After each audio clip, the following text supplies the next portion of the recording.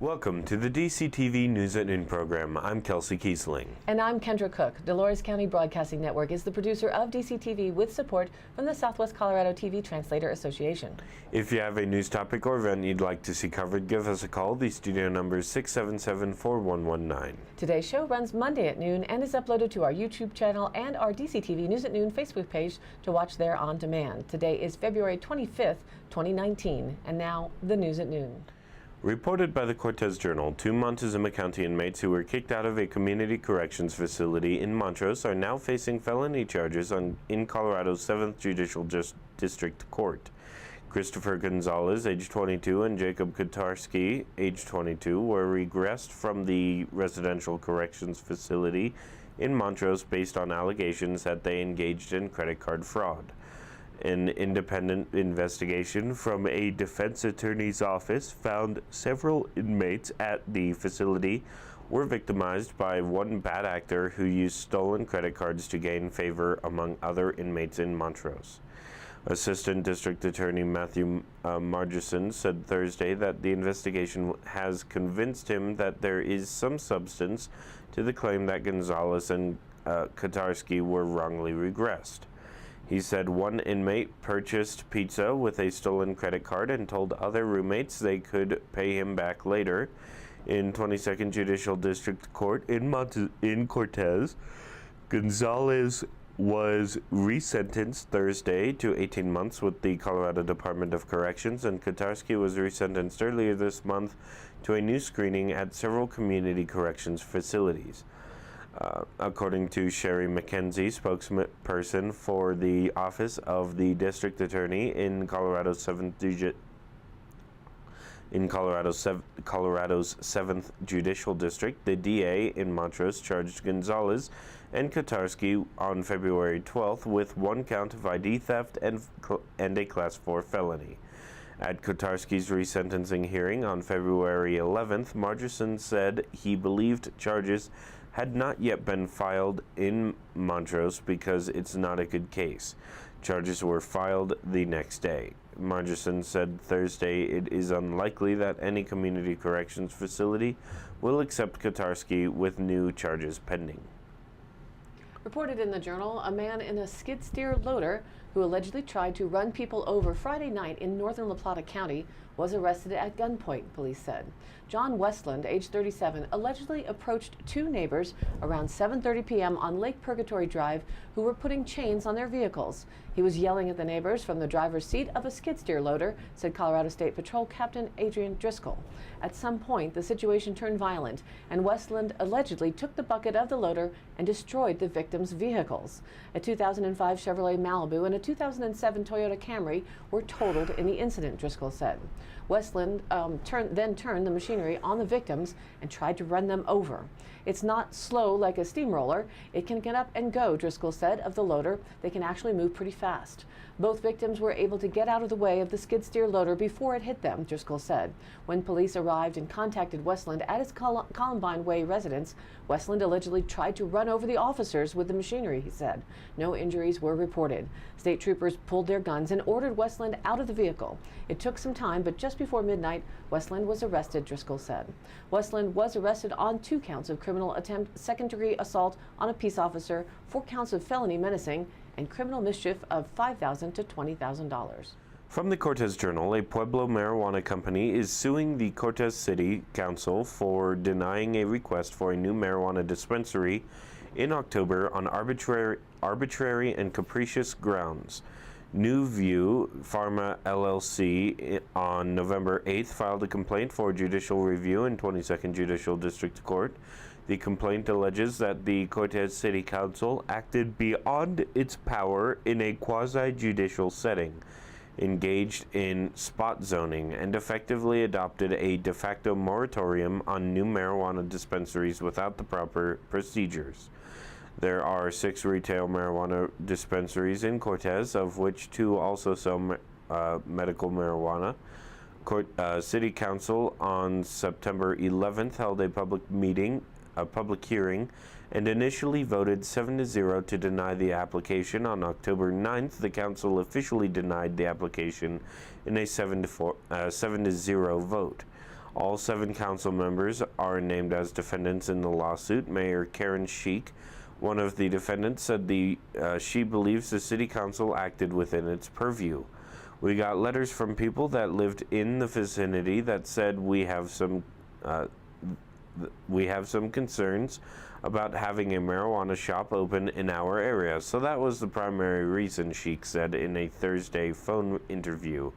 That was the reason why we denied the license. According to the video of the October 9th meeting, City Attorney Mike Green said there was no outward expression of why the council voted to deny the application in September. He presented a findings and decision document for council to review. From the Cortez Journal, photo credit Sean Dolan. At least 2 crashes occurred Saturday as drivers returned to roads as a 3-day storm left Montezuma County and all our area. 3 vehicles were involved in a crash that left a Jeep rolled over in the center lane of U.S. Highway 160, 491 south of Cortez, injuring at least 1 man and briefly shutting down the highway Saturday morning. Both lanes of the highway were closed for about 30 minutes beginning about 11 a.m., and traffic was backed up for about a mile between Cortez and the crash. Colorado State Patrol Trooper Gary Cutler said the crash involved 3 vehicles, of which 2 drivers were cited. A 32-year-old man was driving the Jeep with a 41-year-old passenger, Cutler said, and a 78-year-old man was driving another vehicle who was cited for driving on a canceled license. A 20-year-old female was driving the 3rd vehicle. Cutler did not have any additional information on the cause of the crash. Cortez Fire Protection District Lieutenant Charlie Borden said the driver and passenger of the Jeep were transported to Southwest Memorial Hospital. The driver of the Jeep was treated at the scene, placed on a stretcher, and taken to Southwest Memorial Hospital about 11:25 a.m. Both lanes of traffic opened at 11:35. Borden said a pickup slid off the highway on Friday night in the same area, but was not related to this rollover. A separate crash occurred at 12:05 p.m. north of Dolores near the intersection of County Road W and County Road 31. The crash involved 2 vehicles and 4 people with minor injuries. No one was transported to the hospital. The crashes came the day after a storm blanketed the Four Corners area with snow. A winter storm warning expired at 5 p.m. on that Friday, and sunny, dry weather was forecast for the weekend and through till Thursday. And we'll bring you more updates on the next chance for snow coming up in the broadcast. As of Friday morning, the approximate 48-hour storm totals were reported as 7 inches for Cortez, 12 for Dolores, 16 inches for Dove Creek, 24 in Hesperus, and 16 in Durango. From the Cortez Journal, U.S. House Representative Scott Tipton has introduced legislation seeking to make permanent a federal program that provides 4th graders free access to federally managed lands. Every Kid in a Park, first established in 2015 by the Department of the Interior, provides free entry to more than 2,000 federal lands for an entire year. According to the program's description, in its first year, the program allowed more than 2 million 4th grade students to access lands in their community.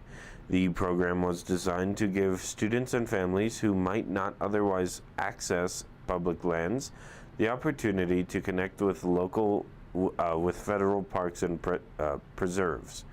The pass allows students and families to access federal lands and waters, including National Park Service, U.S. Forest Service, and U.S. Fish and Wildlife Service lands. The pass, accessed online, provides free entry for 3 adults and other children younger than 16. The act, included by Tipton and Representative Diana DeJette, a Democrat of Colorado, is known as the Every Kid Outdoors Act. It would make the existing program permanent, safeguarding it from the possibility of future budget cuts. The National Parks Foundation's Open Outdoors for Kids provided funds for roughly 4,000 Colorado elementary students to take field trips to local parks in the last academic school year, said Jason Rano, Vice President of Government Relations for NPF. And now let's take a look at the weather. The national weather map shows the Pacific Northwest and Northern California in specific are under an extreme mix of snow, rain, and flash flooding issues, carrying much of that weather across the northern states towards the Great Lakes, which themselves are continuing to have heavy snow predicted, with that stretch moving east up through the northern New England states. That broad high pressure is clearing out the southwest central and southeastern U.S. for today, with unstable rains and thunderstorms plaguing the edge of the Gulf coastline. Regionally, a few snow showers will move over the eastern Uintas today, while some high clouds move overhead. Temperatures will remain on the cool side, though a slow warm-up is expected overall. Quiet weather continues through Wednesday, when the first of several waves brings some snow to the Colorado mountains. A stronger wave passes through Thursday evening through Friday, bringing snow to higher elevations of eastern Utah and the western slope. But let's look at the local DCTV 5-day outlook. Today, partly sunny with a high near 32, south winds just light at 5 to 10 miles an hour. Tonight, mostly cloudy and then gradually becoming clear, but expecting a milder night than the past two below zero markings, with a low around 20 degrees or possibly down to the teens. Tuesday, mostly sunny with a high near 35. Tuesday night, partly cloudy with a low around 22-ish. Wednesday warms up to partly sunny with a high near 42. Wednesday night mostly cloudy and a low around 25. Then Thursday, a 10% chance of snow showers comes in to the area after 5 p.m. Not looking for much of anything in our area. Partly sunny with a high near 42. Thursday night, that slight chance of rain and snow showers continues from 5 to 7 p.m. and then changes over to a slight chance of snow showers.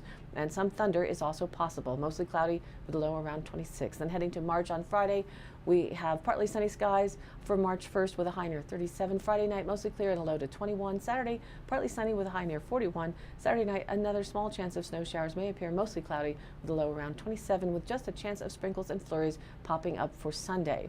And those numbers may not exactly match what our DCTV local numbers say, but that's the National Weather Service's set of numbers. And we made it through the brunt of the 2019 winter storm system this past week. Congratulations. Estimated of snow accumulation around Dove Creek ran from a foot to a foot and a half to 3 feet, depending on who you talk to. Hard to measure, as the winds created incredible drifting that many are still digging out from. To be sure, please join the free Dove Creek local weather photos group on Facebook and follow or post your own weather photos there and reporting. It's fun to see who got what, though it's not a competition. And a reminder that for taking it easy on shoveling, don't overdo, as the fluffy stuff will continue to become heavier as it melts down. Send in your photo as well to dcbnnews@gmail.com, and we'll post it and share it with some of these like they are here on our weather segment this week. And now, back to the news. From the Cortez Journal, a new era has begun for the 137-year-old Durango and Silverton Narrow Gauge Railroad with the arrival of Southern Pacific No. 18, an oil-burning locomotive. The new era is not necessarily of DNSNG's choosing, but the 416 fire brought home the precarious nature of sending coal-burning trains up a 45-mile trip that gains more than 2,790 feet in a forest that is increasingly battling ever longer droughts. The 46-ton SP-18 in Durango, on loan from Inyo County, California, where it normally resides as a working exhibition at the Eastern California Museum in the town Independence, was originally built in 1911 for the Nevada, California, Oregon Railroad. DNSNG's plans to use the locomotive to run a few 4-passenger car trains to Silverton and 4 other special runs, but mainly SP-18, which arrived in November and is on loan through June, is here to help crews train on an oil-burning engine so they are prepared to run the DNSNG's own engine, number 493, which is undergoing a conversion to burn oil instead of coal and is expected to be operational in May. Randy Babcock, DNSNG's mechanical foreman, said conversion of number 493 is the first time a coal locomotive has been converted to burn oil. The conversion is expected to cost $1 million. After DNSNG assesses how well the conversion of number 493 goes, the railroad could convert 2 more of its coal-burning locomotives to off-burners. Reported in the Journal, file photos. The Bureau of Land Management seeks comment on a preliminary environmental assessment of 17 areas of public lands in southwest Colorado, proposed for designation as areas of critical environmental concern. ACECs are not well known to the public, said BLM Communication Director Stephen Hall, and are mainly a management tool to protect ecological or cultural areas. The designation allows for new development and recreation with potential conditions, he says, and helps protect areas with significant value or resources. The land retains existing regulations. ACECs give planners a management focus when analyzing a proposed project in order to avoid identified sensitive areas, Hall said. The environmental assessment is part of a draft amendment to the BLM Tres Rios Field Office's Resource Management Plan. It was needed because ACECs were not included as required in the 2015 planning document. The 17 proposed ACECs cover 87,846 acres of BLM land in Archuleta, Dolores, Montezuma, Montrose, San Juan, and San Miguel counties, all managed by the Tres Rios and Gunnison Field offices. Many of these areas were initially identified in the Resource Management Plan that was finalized in 2015, and an additional area was added based on public input received during the scoping period, said Connie Clemenson, Tres Rios Field Manager. Quote, as we complete the analysis, we will continue to work with the local community and our partners to ensure these areas support the BLM's multiple use management. The BLM analysis of the proposed ACECs suggests that the majority have adequate protection.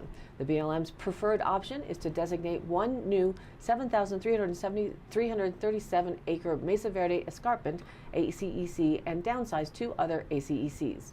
Under the preferred alternative, the existing Ancestral Puebloan Mud Springs ACEC would be reduced from its current 1,000 acres to 792 acres. The existing Gypsum Valley ACEC would be reduced from its 13,135 acres down to 6,170.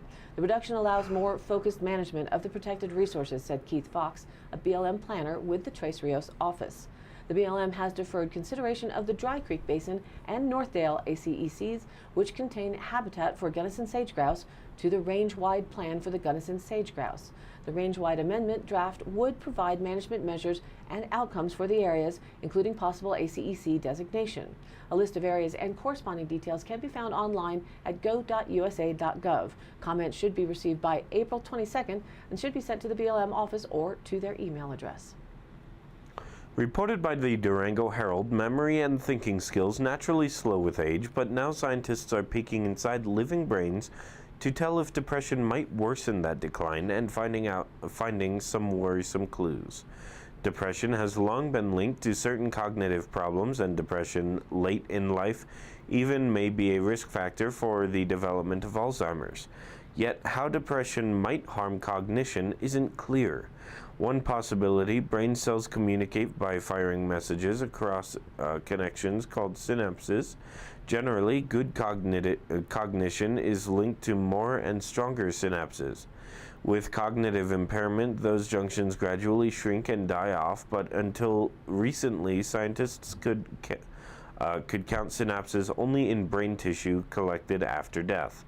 Yale University scientists used a new technique to scan the brains of living people and discovered that patients with depression had a lower density of synapses than healthy people with the same age.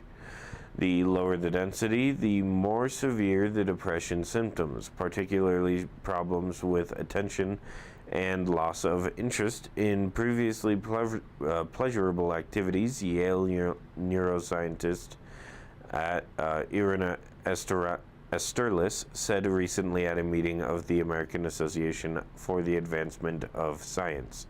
She wasn't studying just seniors, but a range of ages, including people too young for any cognitive changes to be obvious outside of a brain scan, on the theory that early damage can build up. Her studies so far are small. To prove if depression really worsens, that decline would require tracking synaptic density in larger numbers of people as they get older to see if and how it fluctuates over time in those with and without depression, cautioned Javier Evans, a staff scientist at the National Institute on Mental Health. From the Journal, file photo, Jerry and Christy Whited of Dolores invite the community to a homecoming party for their son Joey, who was injured in a motorcycle accident last September. The event will be March 2nd from 1 p.m. to 4 p.m. at the Dolores Outfitters at 341 Railroad Avenue. There will be food and drinks served. Quote, "We invite everyone to come out and want to thank the community for all of their tremendous support," Whited said. Joey, age 15, suffered a brain injury and has been undergoing surgeries and treatment in Denver Hospital since the accident. A medically induced coma was used to aid his recovery, and he needed surgeries to relieve pressure on his brain. He also had surgery to rebuild an injured finger. His recovery has been slow progressing and will take more time, Jerry Whited said. Joey is breathing and starting to eat on his own and has been showing his laughing spirit. He will have to relearn everything, including speech, Whited said. The process of the brain healing can take up to 5 years. We are hopeful and are keeping a positive attitude. Joey is restricted to a wheelchair, and the family has been busy retrofitting the house for his return home on February 28th. A wheelchair ramp was recently installed by members of the Dolores Fire Department. Quote, "Having him back in Dolores, hearing and seeing people he knows and is familiar with will help with the healing process," Whited said. His many friends keep asking about him, and the cards in his hospital rooms literally cover the walls. He's a tough kid. All around town are, quote, "Joey Strong" signs, and people wear t-shirts with the inspirational message as well. It has been really heartwarming to see the town come together, forget our differences, and support a young kid in need, he said. We want to continue that spirit at the homecoming party. The Whiteds are also especially thankful for the understanding and support of their employers. Jerry is a firefighter and EMT for the Ute Mountain Ute Fire Department, and Christy is a medical assistant at the Dove Creek Community Clinic. Jerry and Christy stayed with their son's side, by their son's side, for 2 months while he was at Denver Health Medical Center and then Craig Hospital in Inglewood. When Jerry returned to work, he would work 4 days, then drive back to Denver. Joey is ready to come home. I've been kidding him that I need help shoveling snow, and he just chuckles, so I know he understands. Medical expenses are a challenge, Whited said, as well as the construction costs to make the house more accessible to him. Long-term care costs are also on the horizon. But the money troubles are nothing compared with the joy of their son surviving the accident, coming home, and being on the path to recovery. He's been my shadow, and to see him go through this has been tough, Whited said. It was a terrible accident, but we are going to get through it and keep on going. The Greater Dove Creek family has also been following and praying for his recovery, as highlighted in the Dove Creek Press, so we are also happy for his hopeful return to the area. Donations towards Joey's recovery can be made through an account at First Southwest Bank in Cortez. From the Cortez Journal, many residents have honed their snow moving skills in the last few days. Next weekend, about a dozen could put their talents to the test at the Vallecito Lake Snowblower Race. A few snowblower racing videos have circulated on social media, but it seems far from being a recognized sport anywhere. However, it may offer relief to cabin fever for about 500 year-round residents of Vallecito who have been blowing snow for 2 weeks, Bork said. At the end of the day, Friday, the community could have about 6 feet of snow, she said. The contest will be a test of speed in the Vallecito Community Event Center parking lot. Through snow that piled up evenly, she said, it has not been determined how long the course will be, she said. Staff with Upper Pine River Fire Protection District is expected to start the race with an emergency siren, she said. Bork said she started spreading the word about the event Thursday on Facebook and expects attendees to come from Bayfield, Forest Lakes, and possibly Durango. The winner will receive a basket of goodies, gift certificates, and bragging rights. And today's High Canyon Country happenings. February 26th, the SBCD is hosting Ag Lending for Dummies from 9 a.m. to 3 p.m. at the Dolores County Public Service Center in Dove Creek. Ag Lending for Dummies workshop is set up for you to learn how to approach lenders, what lenders are looking at when evaluating a loan, and how to prepare to talk to a lender. Workshop presenter Pat Calhoun comes from Texas, where he works closely with the SBDC while managing his own large-scale ranch. He has a wealth of knowledge and experience from his time as an ag lender. There will be a free lunch provided. March 1st, mandated reporter training will be held at the Four Corners Child Advocacy Center in Cortez. Postponed to March 1st due to winter storms, mandated reporter training was developed for individuals defined as mandated reporters under the Colorado Revised Statute 19-3-304. This includes but is not limited to persons in the medical field, school officials and employees, social workers, therapists, law enforcement, victims advocates, church clergy, probation officers, and even animal protection and commercial film processors.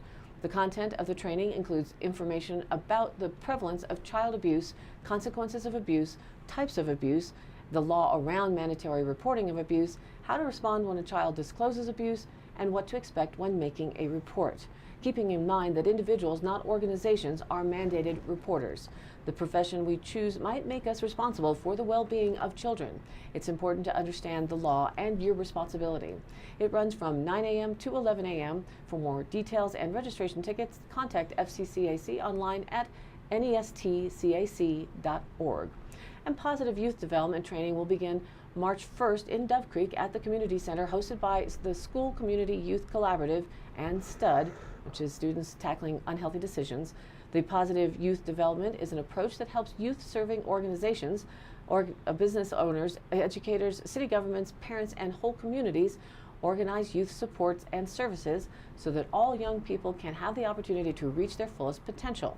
They will walk attendees through what PYD is, how to better understand where adolescents may be coming from by looking through a developmental lens, and the basic core values and principles of implementing a PYD approach. The training is for anyone who cares about the youth and adolescents of your communities. Training is free and a light lunch is provided. Please contact Cindy at chouston, Houston, at scyclistens.org if you have any dietary restrictions. And all these happenings are posted on our DCTV News at Noon Facebook page, along with the YouTube replays, weather, original stories, and local posts. To share your event or information, contact us. It's dcbnnews@gmail.com or call us at the station 970-677-4119. Thanks for tuning in. News at Noon airs at noon Monday through Thursday and then is available online on our YouTube channel and our DCTV News at Noon Facebook page on demand. And be sure to watch us there and like us and share it with a friend. For Kendra Cook with DCTV and the News at Noon program out of Dove Creek, USA, I'm Kelsey Kiesling. Thanks for watching.